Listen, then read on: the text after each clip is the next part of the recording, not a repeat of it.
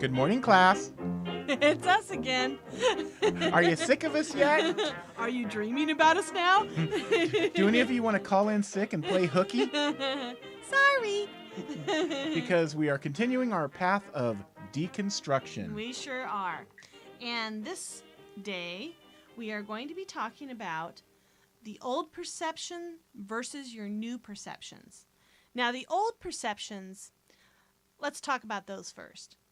You know, they don't just come from you. It's not just you who has created these perceptions. And there's no blame, there's no regret, nothing of that sort. But your family and environment are responsible for some of your perceptions as well as yourself. Family genetics. You want to talk about that, Lee? Sure. Boy, you know, it's funny how genetics plays such a part in our lives. From our perspective, it's not just physical. That's right. So many character traits, so many things that we get from our ancestors go to what become the mix of you, what becomes your perceptions, what becomes you. You know, you might inherit, you know, your grandmother's nose and your mom's chin and your dad's eyes. But in addition to that, you're also going to inherit a lot of their character traits. That's right. Behavior patterns. Sure, and it can be something like how they walk, but well, also... you know, our oldest daughter, yeah. It's amazing. Our oldest daughter looks and acts and walks and thinks just like my dad's mom. So much so... And they've never met. They've never met, of course. And so it's not just about physical. Even her mental, you know, what she thinks comes from her. It's amazing. It really is. And if you'll, you know, ask your parents or ask, you know, other relatives, am I like anybody in the family? And they'll go, oh, yeah, you're just like, you know, Aunt Sue. You talk like her. You think like her. Your sense of humor is like her. This is something that can affect who we are. And, of course, if those traits are ones that we don't really care for, again, we can go to the law of attraction and take care of that. And during deconstruction is the time to do that. Yeah, you can change your beliefs. You know, some of them, like we said, maybe you just have them, but you don't have to have them unless you want them. And so the best way to start is to take a list. Again, here we go with our listing. And start with your old beliefs. The ones that you really just aren't sure if you want to keep anymore. And then change them into what your new beliefs are. What is it that you want from that particular perception? And keep your list separate. You know, first write the list of, you know, the first list of you know, the way things are. But then again, you know, do that new list of how you want them to be. It's true. And then start living that new list. Start doing your best to live the new list because it's important to you and it's important to your family, but you are changing a generational behavior pattern.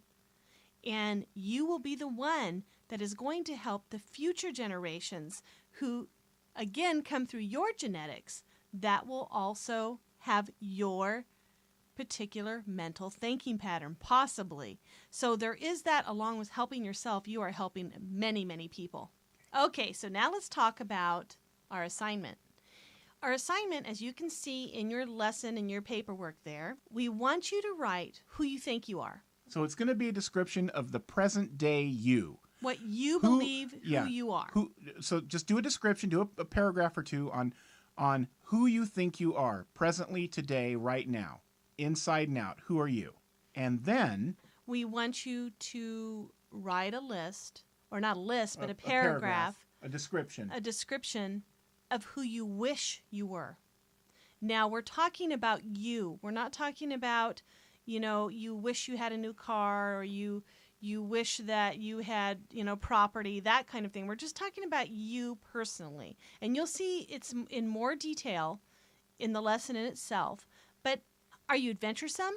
Or do you want to be adventuresome? Do you wish you were adventuresome? Start with what you think you are and then create the paragraph of who you wish to be. And take a break between the two writing sessions, if you would.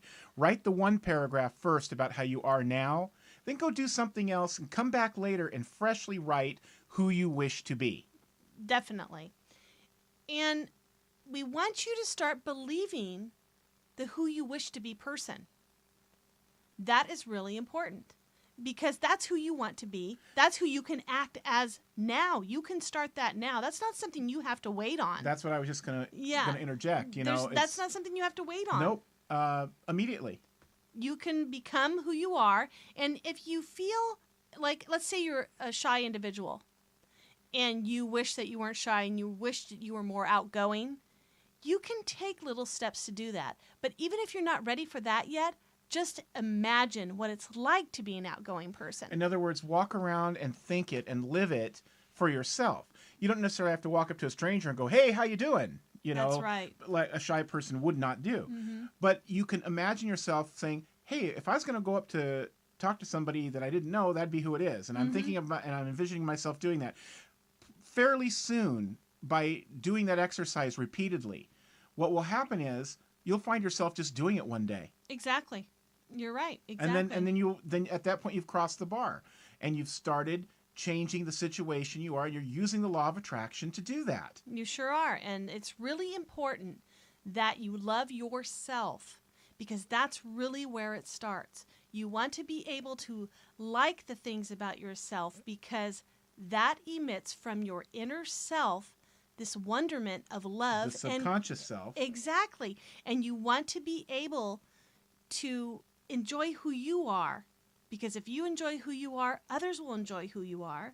Your life will become much easier for yourself, and people will be drawn to you. And you want them to be drawn to you, especially for desires, because what happens? The universe will bring to you people, situations for your desire, and you want the right people coming to you. You don't want the person coming to you that feels like you might feel about yourself previously, if that makes sense. Mm-hmm. Because again, like attracts like. Exactly. So it's really important, guys, to look at yourself in the mirror and really see inside, not the outward appearance, but inside what it is that you feel about yourself. Because each and every one of you is a part of everybody else. And it's important to love yourself because it actually makes it so everybody loves each other. And that brings the law of attraction into view because you will attract, like Lee said, like attracts like. So this week, I know some of our I was going to say some of our kids. That's the way it feels. Some of our students have definitely expressed that they don't feel good about themselves. And it's really important. Or at the very least, there's self-doubt. Yeah, or they don't have the confidence to do certain things. And part of this lesson is for that. Because in order to do the law of attraction, you really do have to have confidence and have to have faith in what you're doing. And if you don't have faith in yourself, what's going to happen? The universe isn't going to have it. Exactly. So it'll just give you back what you know. It's going to be something to look on right now. The other thing that we want to talk about is the power in silence. So this is a very important part of this particular lesson. Really clear your ears out for this one.